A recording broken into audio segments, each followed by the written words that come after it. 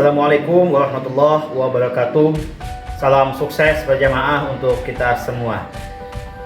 Pada video kali ini saya akan membahas mengenai penggunaan atau pemanfaatan Chromebook sebagai media pembelajaran untuk sekolah, khususnya di tingkat sekolah dasar, yang mana pada tahun kemarin, tahun 2021, untuk tingkat sekolah dasar kita sudah bersama-sama melaksanakan ANBK, Asesmen Nasional Berbasis Komputer, secara online pastinya, yang mana kita laksanakan menggunakan media Chromebook. Yang mana untuk Chromebook ini tidak hanya bermanfaat untuk media untuk melaksanakan ANBK, akan tetapi banyak kemanfaatan yang banyak belum kita ketahui. Jadi pada kali ini saya akan membahas atau berbagi mengenai kemanfaatan dari Chromebook tersebut, yang mana tidak hanya mengenai untuk proses pelaksanaan ANBK, juga sangat bermanfaat untuk media pembelajaran, misalnya seperti Google Docs. Google Docs dapat digunakan sebagai media untuk membuat laporan, proposal project, memantau catatan rapat, dan lainnya. Buka halaman baru, lalu klik titik 9 pada bagian kanan atas, lalu pilih Docs. Pada bagian kiri atas layar, pilih memulai dokumen baru, lalu klik tanda plus. Memulai bekerja dengan Google Docs. Untuk memberi nama file, ganti kata dokumen tanpa judul atau untitled dokumen pada kiri atas layar dengan cara mengklik. Untuk mengedit file yang sudah ada, buka file dokumen yang akan diedit. Untuk mengedit kata, klik 2 kali pada kata yang ingin diedit. Jika ingin membatalkan perintah sebelumnya, klik ikon panah arah kiri pada bagian atas layar. Untuk mencetak dokumen, klik menu File, kemudian pilih Cetak. Atau dengan mengklik ikon printer pada bagian kiri atas layar. Google Slides. Google Slides digunakan untuk membuat dan mempresentasikan paparan materi pembelajaran dan lainnya. Buka halaman baru, lalu klik titik 9 pada bagian kanan atas, lalu pilih Slides.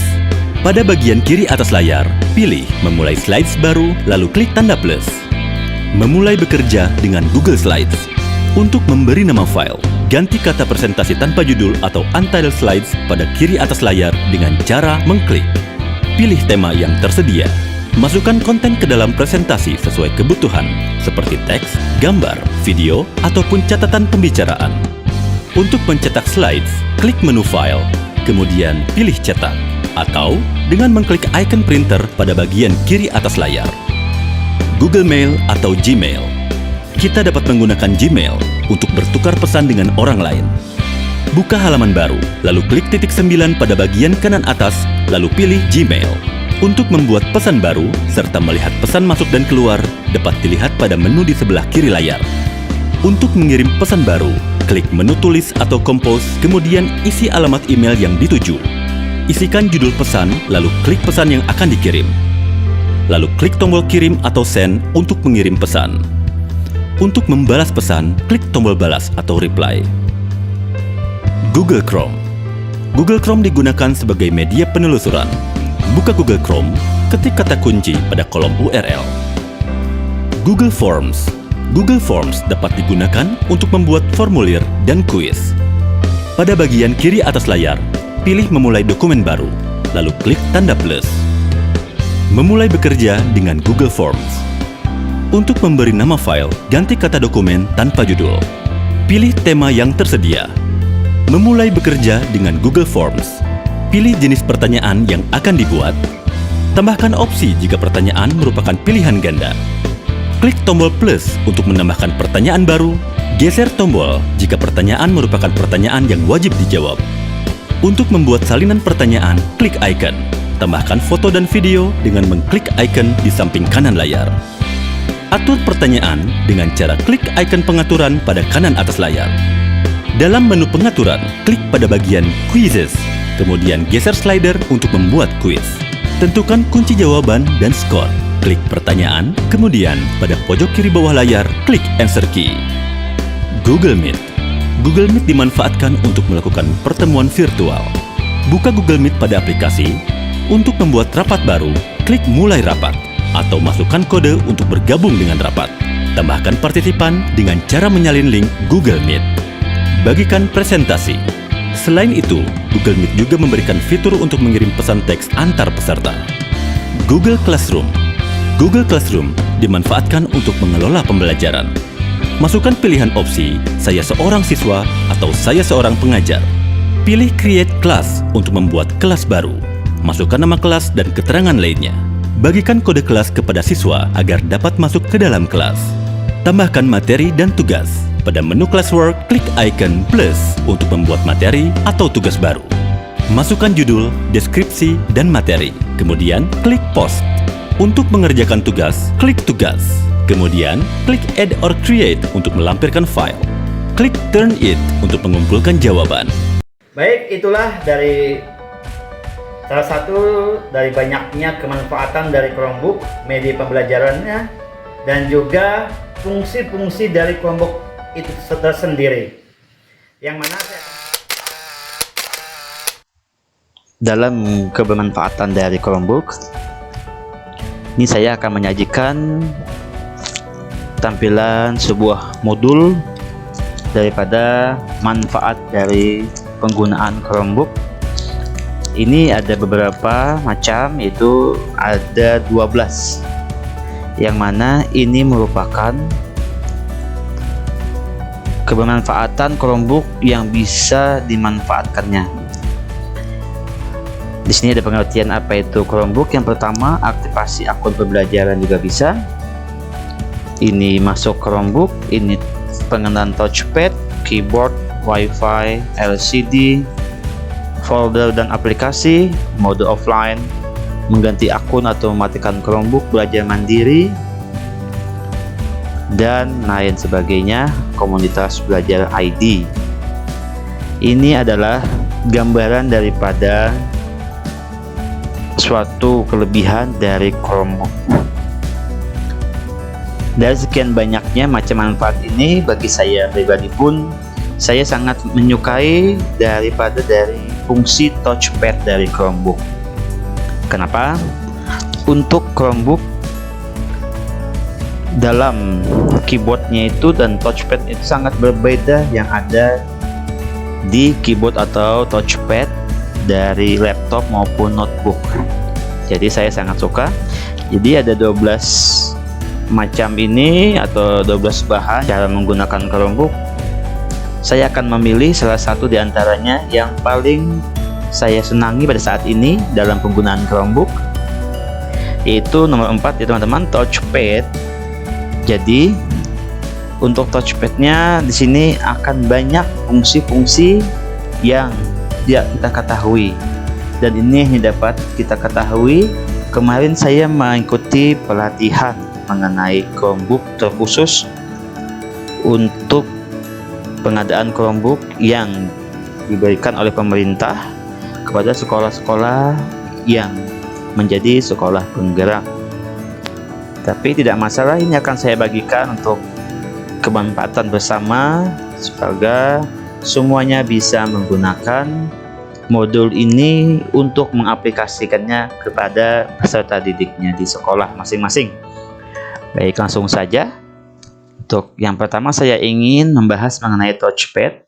Ini hal yang paling saya senangi.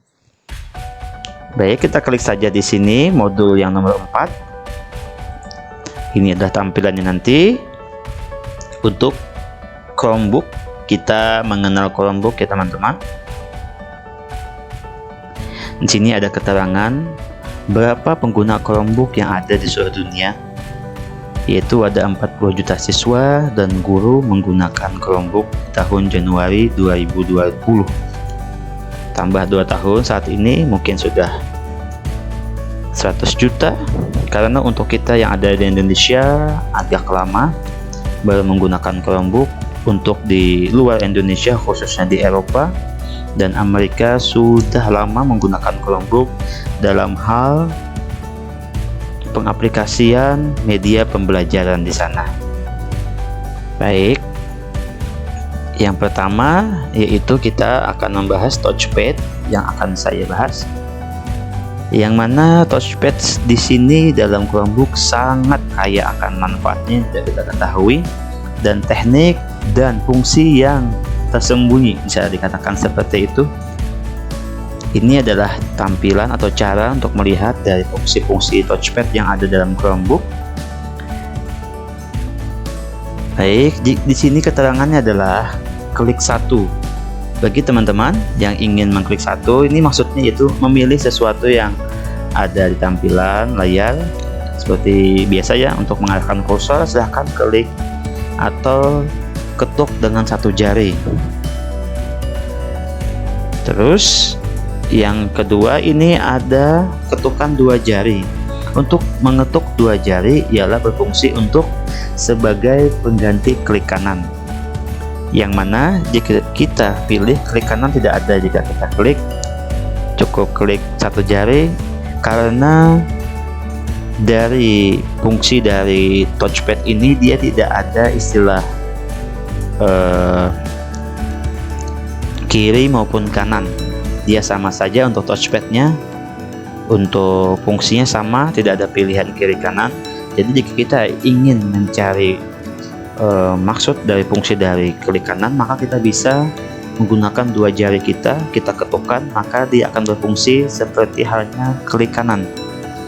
Seperti ini, kita klik ke kanan, seperti itu. Selanjutnya, adapun juga untuk melakukan scroll atau menggeser, kita bisa menggunakan dua jari kembali, tapi dengan menahan. Kita tahan dan kita ubah atau kita scroll ke atas maupun ke bawah dengan menahan dua jari kita. Bagaimana jika kita ingin memindah ke Chrome atau ke web lain? Kita bisa menggunakan dua jari kembali, menahannya, kita geser, keadaan dua jari yang sudah kita sentuh ke touchpad kita geser ke kanan. Seperti ini ya teman-teman ya. Dan selanjutnya ini ada menu tombol brightness, bisa kita lihat di sini. Juga ada tampilan langsung di layar di tampilan keyboardnya. Mode mute, plus up and down atau suara, dan search dan power off. Di sini terbalik ya teman-teman ya, di modul di sini untuk search harusnya yang sebelah kanan, untuk power on off yaitu sebelah kiri, tidak masalah. Ini juga ada tampilan langsung di keyboard, dan tombol control ada di sini, control, dan tombol caps lock. Untuk tombol caps lock teman-teman pun juga tidak akan menemukan di menu keyboard. Sama halnya seperti di atas tadi, untuk mencari klik kanan juga tidak ada.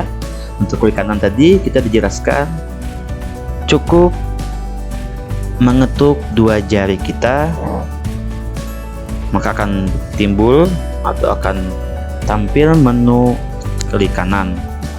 Dan bagaimana dengan caps lock? Kita cukup tekan Alt dan launcher atau search. Fungsinya akan menjadi caps lock atau huruf akan menjadi huruf besar. Jika ingin menjadikan saat mengetik ingin besar semua, jadi cukup tekan Alt dan launcher, pengganti daripada caps lock. Terus bagaimana mengembalikan agar kita tidak ingin caps lock lagi? Maka kita ketik atau kita klik kembali Alt dan launcher. Dan untuk teman-teman juga, bagaimana cara mengetik huruf besar di awal tanpa menjadikan caps lock? Cukup teman-teman tekan shift. Tekan shift sambil kita tekan huruf yang ingin kita ketikkan, huruf besarnya. Seperti itu ya. Jika tidak ingin susah, jika ingin besar semua, silahkan tekan Alt dan search. Jika hanya mengetikkan depannya saja, silahkan tekan shift dan huruf yang akan diketik huruf besar, seperti itu. Ini adalah kebermanfaatan dari menu-menu keyboard tersembunyi yang tidak kita dapat di laptop maupun di notebook. Selanjutnya untuk screenshot.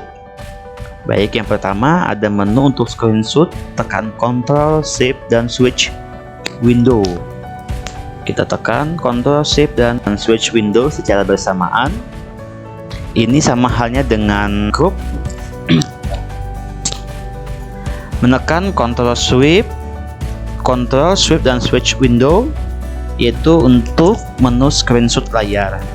Yang mana layar di sini seperti kita men-screenshot hanya bagian tertentu yang ingin kita crop, seperti di handphone ya teman-teman, bisa kita atur.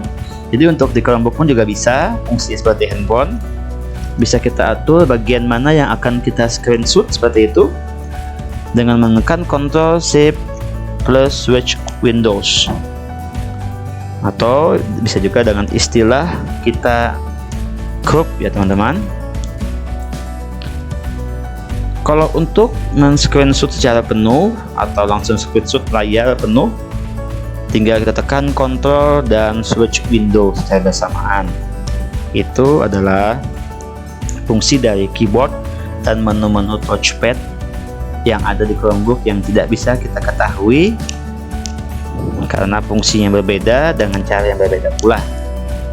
Semoga nanti bisa diimplementasikan kepada tenaga pendidik dan bisa diajarkan ke siswanya, baik itu dalam pembelajaran maupun juga nantinya pastinya untuk kegiatan ANBK. Adapun di sini juga ada aplikasi Chromebook yang dapat kita fungsikan sebagai pembelajaran interaktif. Di sini ada beberapa macam.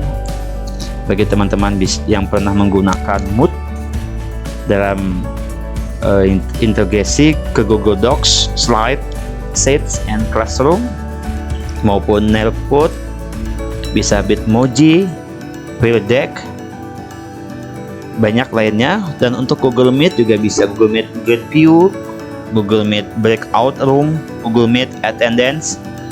Dan untuk hal lainnya ada produktivitasnya mengenai Equito, Kami, Grammarly, Screencastify, ScanSub for School, dan Small PDF. Yang mana bagi teman-teman yang suka bermain dengan 3 dimensi, silahkan gunakan SketchUp for School. Bisa kita gunakan juga di Chromebook, itu lebih menyenangkan ya teman-teman ya. Silahkan fungsikan Chromebook yang ada, kenalkan kepada siswa-siswa kita. Bagi sekolah yang sudah mendapatkan bantuan Chromebook atau mempunyai Chromebook, silahkan kita manfaatkan Chromebook ini. Baik, itulah beberapa dari paparan mengenai dari fungsi kebermanfaatan Chromebook itu sendiri, dari fungsi-fungsi tombol, keyboard maupun touchpad dari Chromebook, dan juga aplikasi yang dapat kita gunakan di Chromebook untuk media pembelajaran. Terima kasih, semoga bermanfaat. Salam sukses berjamaah. Assalamualaikum warahmatullahi wabarakatuh.